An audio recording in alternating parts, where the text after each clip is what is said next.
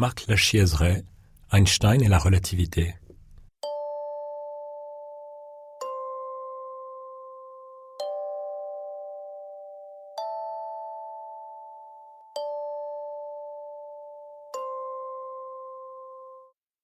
Einstein est né en 1879 en Allemagne, dans la ville d'Ulm.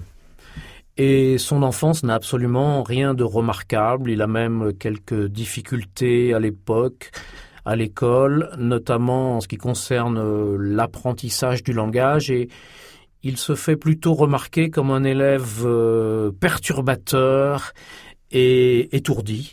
C'est-à-dire qu'il ne suscite absolument pas l'admiration de ses professeurs. Et il fait montre d'un sentiment qui ne va jamais le quitter de toute sa vie, qui est le mépris et le rejet de toute autorité. C'est, peut-on dire, ce qui caractérise le plus sans doute la personnalité d'Einstein et qui l'a rendu d'ailleurs d'une certaine manière très sympathique, ce qui a contribué à sa gloire. Bon, malgré tout, il s'intéresse beaucoup aux sciences, aux mathématiques, où il obtient des résultats tout à fait satisfaisants. À 17 ans, il va intégrer l'école polytechnique de Zurich, en Suisse, et il en sortira diplômé en 1900.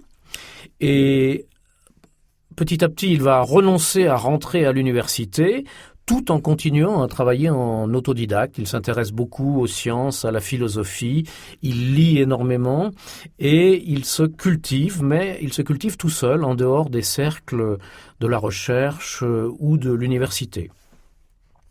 Il faut bien qu'il trouve un travail et en 1902, il va rentrer à l'Institut fédéral de la propriété intellectuelle, à Berne, toujours en Suisse, où il devient expert technique de 3e classe.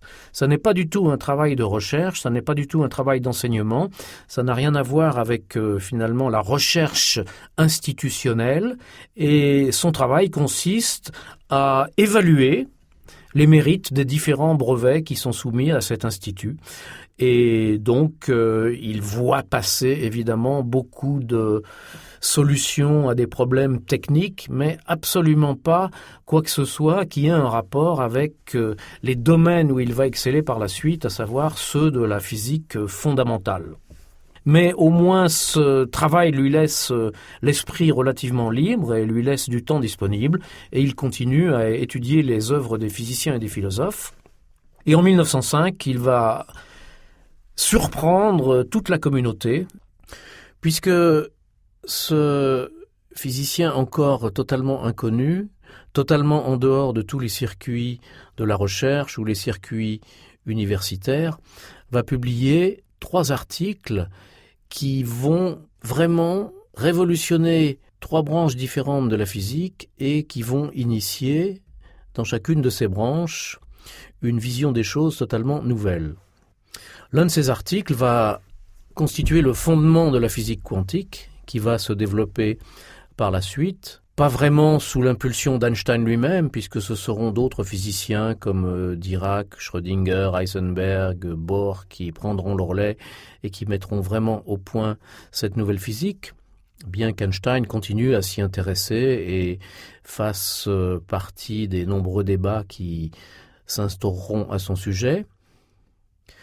Le deuxième point important de l'année 1905, la deuxième contribution d'Einstein, concerne finalement le caractère atomique de la matière, puisqu'il y avait à cette époque un débat à propos de l'hypothèse atomique qui est aujourd'hui reconnue, et Einstein a apporté par un article qui s'intéresse au mouvement brownien une contribution décisive à ce sujet.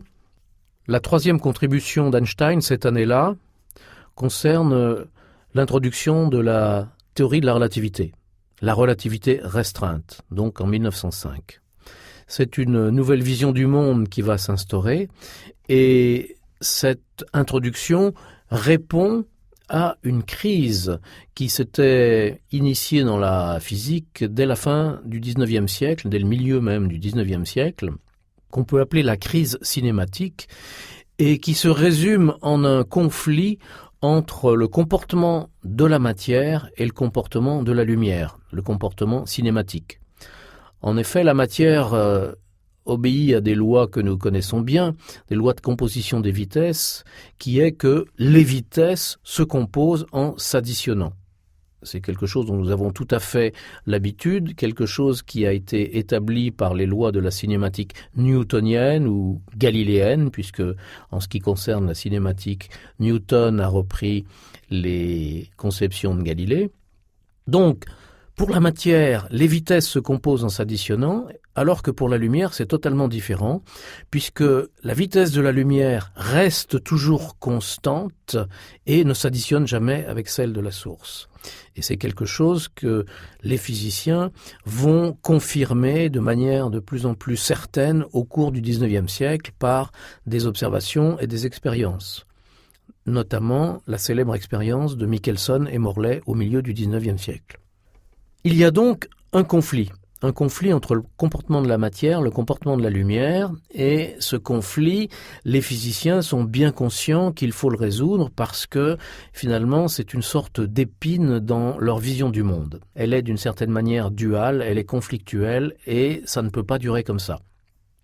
À la fin du XIXe siècle, le français Henri Poincaré, le hollandais Hendrik Lorentz, tous les deux apporte une contribution essentielle à cette crise sous forme d'une nouvelle loi de composition des vitesses, qu'on appelle aujourd'hui la transformation de Lorentz, et cette nouvelle loi, qui a une expression mathématique nouvelle, justement, cette nouvelle loi va rendre compte aussi bien du comportement cinématique de la lumière que de celui de la matière.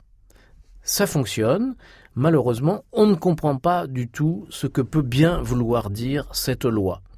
Elle semble finalement en conflit avec les idées que l'on a à l'époque sur le temps, l'espace, leurs relations, les vitesses. Enfin, c'est quelque chose que vraiment les physiciens n'arrivent pas à comprendre. Et le grand mérite d'Einstein, son coup de génie, c'est qu'il va comprendre que cette loi ne peut être vraiment comprise justement que si l'on abandonne les notions newtoniennes. Nous espérons que vous avez apprécié cet aperçu. Pour continuer à écouter ce livre audio sur Google Play Livres, utilisez le lien dans la description de la vidéo.